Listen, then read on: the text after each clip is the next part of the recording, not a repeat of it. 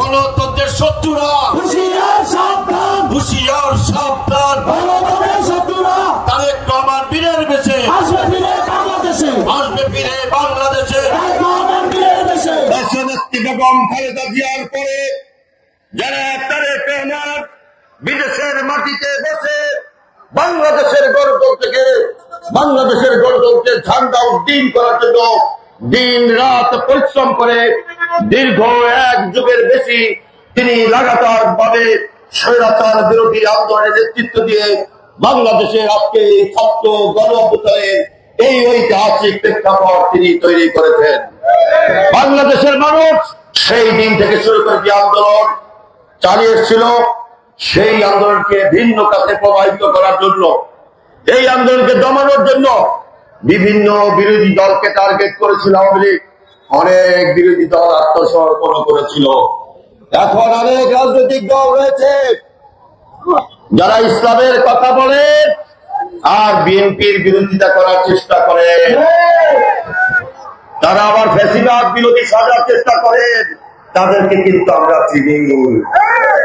তারা কিন্তু আওয়ামী লীগের নির্বাচনে অংশগ্রহণ করেছিল। তারা আওয়ামী লীগের নির্বাচনে অংশগ্রহণ করে আওয়ামী লীগের ক্ষমতাকে দীর্ঘায়িত করার জন্য কাজ করেছে। এই ফ্যাসিবাদ বাংলাদেশে এতদিন পর্যন্ত টিকে থাকার জন্য যে কয়েকটি কারণ ছিল, এই ইসলামের নামে ধর্ম ব্যবসায়ীরা আওয়ামী লীগের নির্বাচনে অংশগ্রহণ করে আওয়ামী লীগকে সহযোগিতা করেছে। আরেকটি ইসলামী দল রয়েছে, সেই দল প্রথম থেকে বিএনপির সঙ্গে আন্দোলন সংগ্রামে ছিল, কিন্তু আওয়ামী লীগের জুলুম নির্যাতনের কাছে আত্মসমর্পণ করে তারা গত 1 বছর বিরাট ভূমিকা পালন করেছে। মাঠে শুধুমাত্র বিএনপি নেতা কর্মীরা মার খেয়েছে, মাঠে ছাত্র দলের নেতা কর্মীরা মার খেয়েছে, মাঠে যুব দলের নেতা কর্মীরা মার খেয়েছে, জেলে গিয়েছে বিএনপি নেতা কর্মীরা, ছাত্র দলের নেতা কর্মীরা। যদি এতদিন পর্যন্ত বিএনপি নিশ্চুপ থাকতো, তাহলে এই গণতন্ত্র, এই গণ অভ্যুত্থানের ক্ষেত্র কেউ তৈরি করতে পারত না। ওই ইসলামী দলগুলো এখন পরিকল্পিতভাবে তারেক রহমানের বিরুদ্ধে অপপ্রচার করছে, পরিকল্পিতভাবে বিএনপির বিরুদ্ধে কথা বলছে।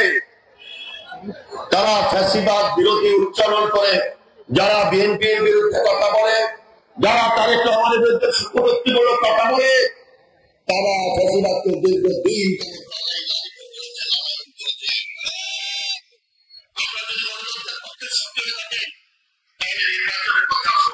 যারা নির্বাচনের বিরোধিতা করে, যারা নির্বাচনের বিরোধিতা করে, বিএনপির বিরোধিতা করে, তারেক রহমানের বিরোধিতা করে, তারা গণতন্ত্রের পক্ষের শক্তি হতে পারে না।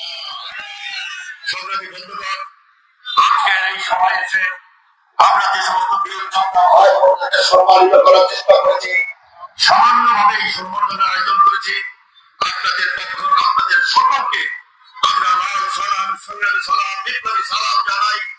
আপনাদের কারণে এই বরিশাল বিশ্ববিদ্যালয়ে সর্বপ্রথম ফ্যাসিবাদের জন্য, এই ফ্যাসিবাদের পালিত পুলিশ এবং বিজেপি অস্ত্র উঁচিয়ে, হাত উঁচিয়ে আত্মসমর্পণ করেছিল আপনাদের যুদ্ধের কারণে।